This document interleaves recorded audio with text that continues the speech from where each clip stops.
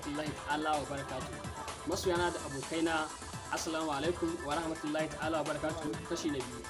Kamar yadda kuka sani, sunana Umar Sani Adam, wanda aka fi sani da Mai Dace.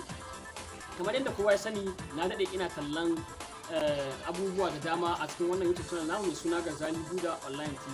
To shahararriyar waƙar da kuke jira, muna nan Allah da muna shirya bidiyo da audio na waƙar nan kai martaba sarkin Cross River.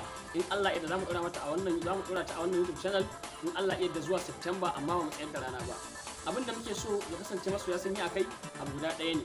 Ya kasance ka je YouTube channel ka rubuta Garzali Buda Online TV. Idan ka samu ka danna mana subscribe, ka danna ƙararrawa. Za su baka option ka danna mana notification all.